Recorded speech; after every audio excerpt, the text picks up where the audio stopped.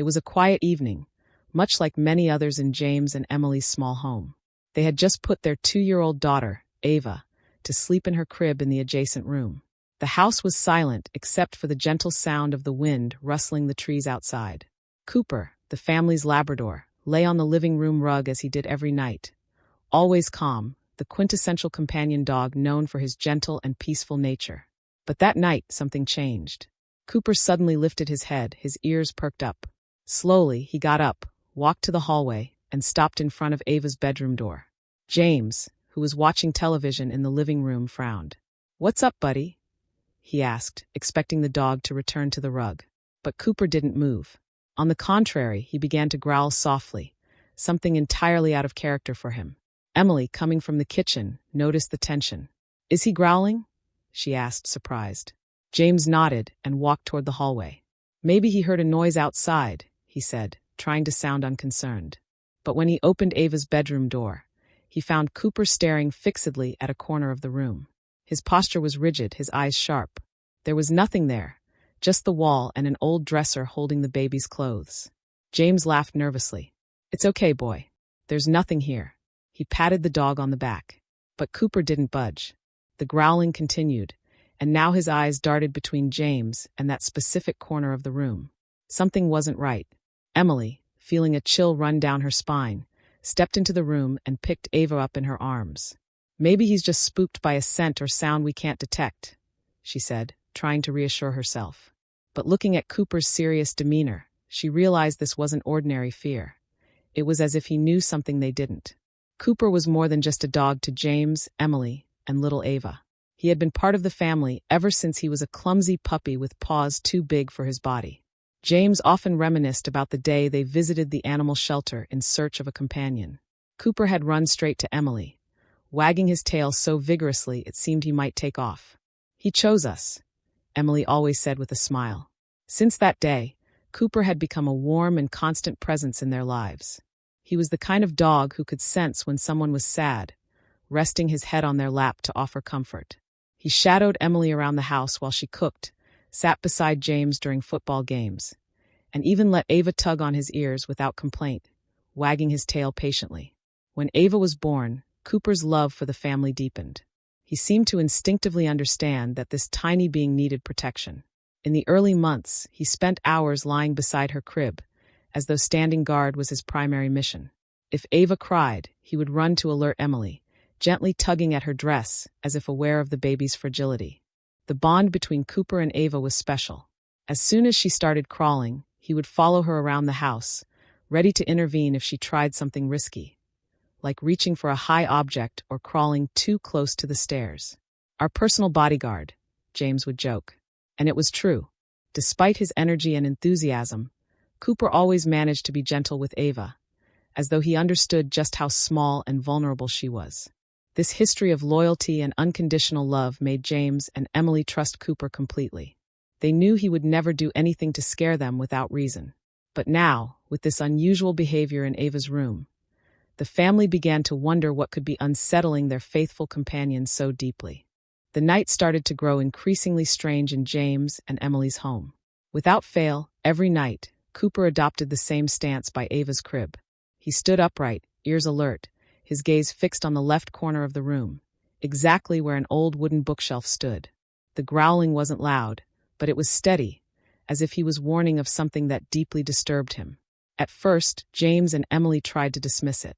"Maybe he's just reacting to some odd smell or noise outside," James told Emily on the second night, attempting to calm her. But as the days went by, Cooper's behavior became impossible to ignore. Even when the room was completely silent, he wouldn't relax. Always the same rigid posture, the soft, constant growl, and eyes that never wavered from that corner. Emily began to grow uneasy. What if he's trying to warn us about something? Cooper has never acted like this before. James agreed, but he didn't know what to do. They checked every corner of the room. They looked behind the bookshelf, inspected the floor, and even checked for any insects or small animals hiding. But they found nothing. Concerned, they took Cooper to the vet for a checkup. "He's perfectly healthy," the vet said after a thorough examination. "Sometimes dogs pick up on things we can't, like sounds or vibrations. It might be something so subtle we'd never notice it." Despite the reassuring words, this didn't help the family understand what was going on.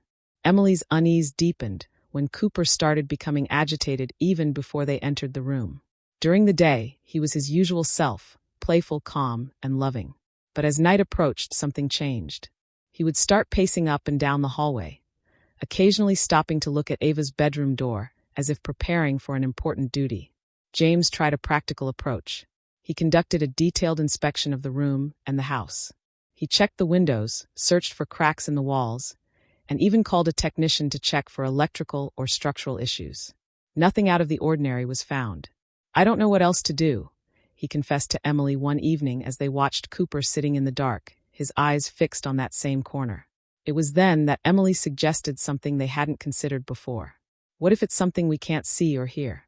Maybe a smell, a vibration, something bothering him that we just can't detect." The idea seemed far-fetched, but it made sense. After all, Cooper wasn't one to sound the alarm without reason.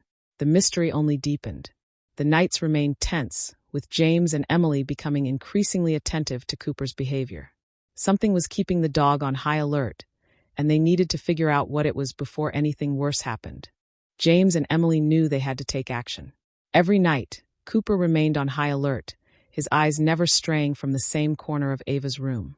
They had already inspected the space multiple times, taken Cooper to the vet, and even made small changes, like moving the bookshelf, to see if it would calm him. Nothing worked. "We need to investigate further," Emily said one night, rocking Ava in her arms. "The vet said dogs pick up on things we can't. Maybe it's time to call someone to examine the house." James agreed. The next morning, he contacted a home inspection company. 2 days later, the inspector arrived. He was an experienced man with modern tools and a powerful flashlight that seemed to illuminate even the smallest details. "Dogs are amazing at detecting unusual things," he said as he prepared to examine Ava's room. "They often notice problems long before we have any idea something's wrong." The inspector started with the basics. He checked the windows, walls, and floor. He used a device to measure moisture along the walls and scrutinized every detail. When he reached the corner that had been troubling Cooper, he frowned. "This is odd," he murmured. He pressed his hand against the wall, and James noticed the man growing more focused. "It seems like something is going on inside this wall."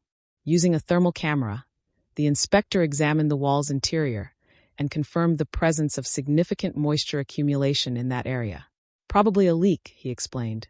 "Over time, water may have compromised the materials inside the structure, causing subtle vibrations or noises that the dog is picking up on."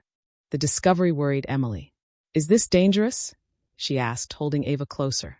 The inspector explained that leaks could weaken walls, and if left untreated, lead to more serious issues like mold or even structural damage. "You made the right call by bringing in help," he reassured them. "This could have gone unnoticed for months until it caused something serious." Additionally, the inspector found that the issue was worsened by a small gutter leak outside the house, which allowed water to pool near the base of that wall. He took photos, made notes, and recommended that they hire a repair specialist as soon as possible. As the inspector packed up his equipment, Cooper stayed by his side, watching intently. The dog seemed almost relieved, as if someone was finally taking seriously what he had been trying to warn them about for weeks. That same afternoon, James began calling repair companies, determined to start the work immediately. "I'm not leaving this like this for another night," he told Emily. She nodded in agreement. "If it weren't for Cooper, we never would have noticed. He saved us from a much bigger problem." While waiting for the repairs, they decided to move Ava into their room. Naturally, Cooper followed the portable crib to its new location, ever vigilant beside his little charge. The repairs began on a gray morning, with the sound of tools and muffled conversations from the workers filling the usual quiet of the house.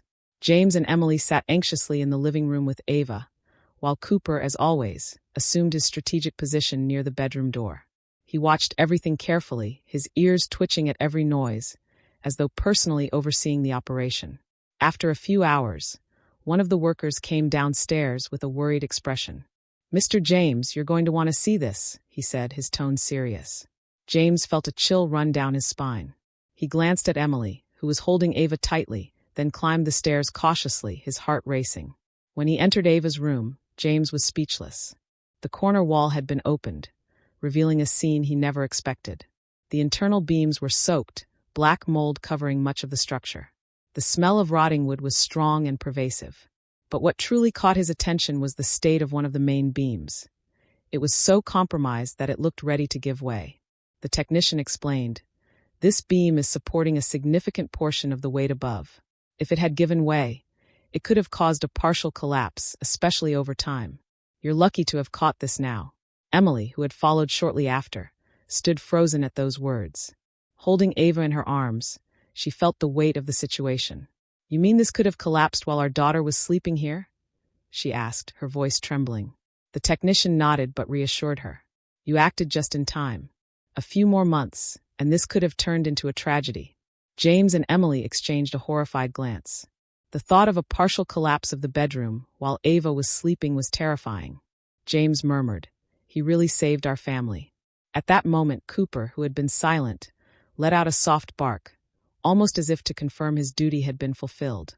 Emily knelt down and stroked his head, tears streaming down her face. "You saved us," she whispered, her voice choked with emotion.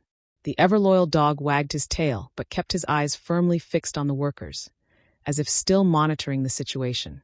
The repairs continued for weeks.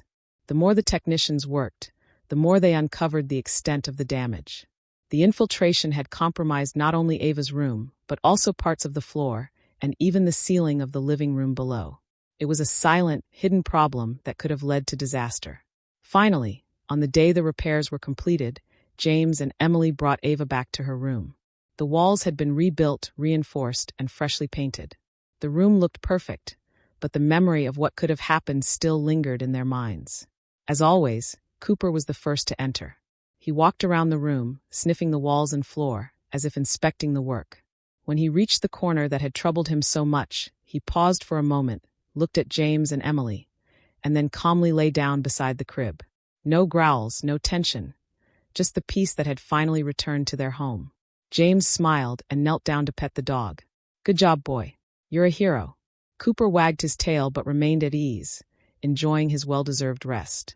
Emily watched the scene with tears in her eyes. "He saved us, James. He knew all along." As the days went by, the house returned to its normal rhythm. Ava slept peacefully in her room, and Cooper, who had stood guard every night before, was now at ease. He still checked on Ava from time to time, but without the tension from before. His behavior returned to his usual playful, calm, and loving self. The story of Cooper quickly spread among friends and neighbors. James and Emily recounted enthusiastically how their dog had alerted them to something they never would have noticed in time. "Who knows what could have happened?" Emily would say as Ava ran through the park with Cooper by her side, the two inseparable as always. The bond between Cooper and Ava grew even stronger after everything that had happened. It seemed as though the dog understood just how much she depended on him, even without words to express it. James and Emily, in turn, made sure to reward their loyal companion. Cooper received a new bed, plenty of treats, and more affection than ever. But what he seemed to appreciate most was simply being close to the family, knowing his mission had been fulfilled. One evening, as James tucked Ava into bed, he looked over at Cooper, who lay calmly near the crib. "I'll never forget what you did for us, buddy," he whispered. The dog lifted his head briefly, as if he understood, then closed his eyes again at peace.